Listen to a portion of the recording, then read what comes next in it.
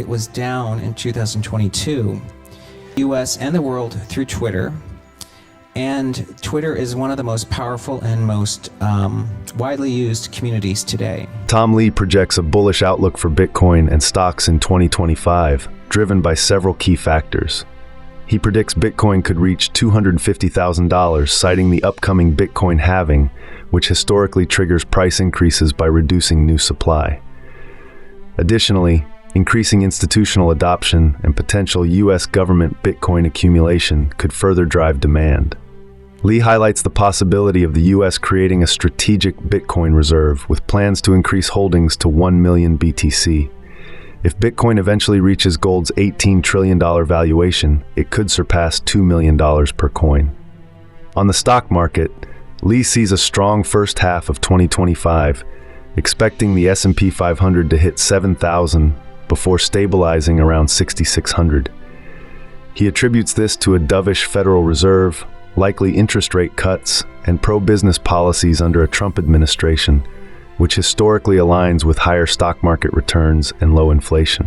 While history suggests that markets struggle after consecutive years of 20% gains, Lee believes consensus bearish sentiment increases the chances of the market performing better than expected.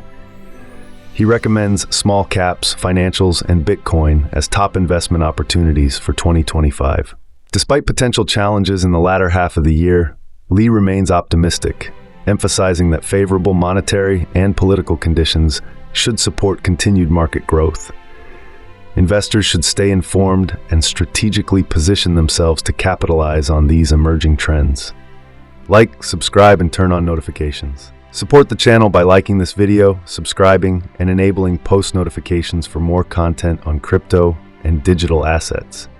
Check out our other videos and share your thoughts in the comments below. Your engagement helps with the YouTube algorithm and keeps the content coming. Thanks for your support. Enjoy the video. And then when we get to June, we're going to revisit whether or not the market could do even better. So our basic thesis is you have many tailwinds building next year. The first is the Federal Reserve has a put because inflation is cooling, and now the Federal Reserve wants to support economic growth and employment. The second tailwind is that we have a new president in what we call a Trump put. He is the most stock market focused president ever, and he wants to boost confidence from business leaders and boost stock prices. And what we think that is going to happen is that there's going to be a tremendous amount of cash taken out of bonds and risk-free investments into equities. Now you wonder if this is true, why do we think, because most people think we're down next year, I think the probabilities favor us doing better than what most people expect. But with that as the backdrop, this is our rough roadmap.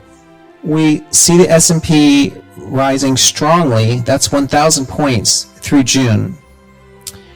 And then some sort of decline takes place, taking us maybe to 5,500 before we rally to 6,600 again. Now, when this happens, you have to be ready to buy that dip. These are the 5 instances I mentioned. There are 5 times where the S&P had back-to-back gains of 20%. 1880, 1928, 1936, 1955, and 1996 for 2025.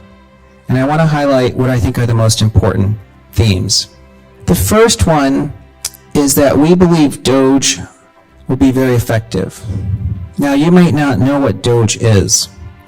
Doge is an acronym, the Department of Government Efficiency. It's a newly created department whose sole function is to try to find ways for the US government to spend less money. And this is going to be led by Elon Musk, who is very famous, and Vivek Ramaswamy. The second theme I want to highlight is Bitcoin. I think it's going to get to at least 250,000 next year, but I think that's a low forecast. It could do significantly better. The third is what I call animal spirits returns. Now, this may not sound, the current PE is 21 times. So we're expecting the PE to go up by 1 multiple point. All right, so let me tell you about our favorite sectors for next year. Let's start by looking at what we've recommended over time. In 2021, the S&P was up 27%, and we recommended investors buy consumer stocks, energy, and industrials. And by the way, energy outperformed, rose almost 40% that year. In 2022, the market was down 20%, but our top sector pick was energy, and energy was up 59%. So even though the market was down in 2022, the US and the world through Twitter, and Twitter is one of the most powerful and most widely used communities today. So Harry Truman was the original Doge. Okay. How effective was Doge? Well, it was a smashing success. In fact, it was so successful, he was on the cover of Time magazine. I've listed some examples. He was so good, they called him Investigator Truman, and that was actually one of his biggest accomplishments in his entire life. Even in some ways, he said more important than his being president. He found contractors were overcharging the US.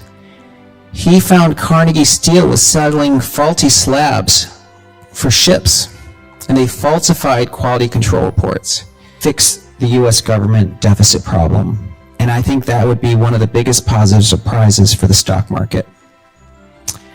Now, many people will tell you this is impossible, because that's what our clients tell us. They tell us that, well, there's all this money that the defense industry spends, you can't touch that. And they'll say that the health care and what they call entitlements like Social Security and benefits can't be touched. But I'm going to disagree. I think that there are many abuses in what we call procurement.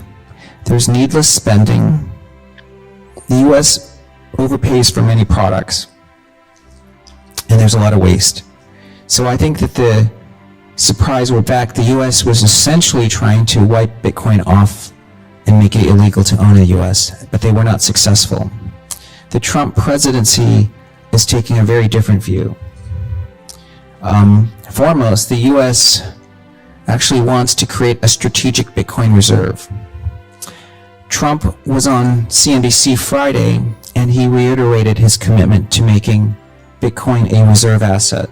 I don't know if many people have thought about how much Bitcoin the US might actually buy. Today, the US government owns $660 billion worth of gold. They carry that gold on their balance sheet at the original cost from 1971. So officially, the US owns $11 billion worth of gold. But I think it's going to be possible for Trump to deliver on his promises. We also have what I would call a dovish Fed. And I believe most people know what that means, but just to reiterate, a dovish Fed means the Fed wants to keep interest rates low and support the economy. And that's bullish for stocks as well. There has been a recession in the US in auto sales, in durable goods, and in housing because the Fed has kept interest rates so high. These benefits of lower interest rates are going to reverse this all next year. Okay, so that gets us to why are we recommending small caps and financials and Bitcoin? Well, it has to do with thinking of those two scenarios. We had written for some time that if Trump, we think longevity will include weight loss programs and drugs to treat millennials. This is a long-term opportunity for investors. Now, let me spend a few minutes, because I only have 10 minutes left, to talk about small caps. Small caps are very cyclical. And in the last 10 years, Small caps underperformed the S&P by 9,100 basis points, or 91%. Since 1800, this is the second worst 10-year period. The only 10-year period that was worse was 1988 to 1998. Historically, it was very cyclical. And then in 2008, the financial crisis happened.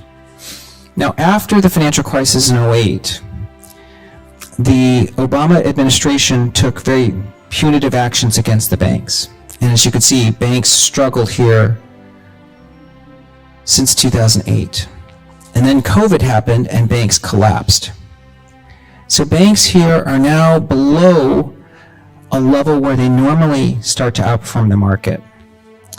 And again, we now have a White House that is pro-deregulation, wants to have the stock market do well. All of those require the financial industry to perform. So I think that this is the start of a period of outperformance of financials. And that's why it's our number one pick. Okay, then let me talk about granny shots commonly in these themes. And as you can see, in our small cap granny, the number one stock here is MicroStrategy because it appears in 4 themes. And also under this, these are the SMID grannies listed by how often they appear in one of these themes. Well, Granny Shots has done very well this year. This is how much better it did to the S&P. So the S&P is up 27% this year. The small cap granny shot is up 51%. But we also have a large cap granny. But we moved our large cap granny shots to the ETF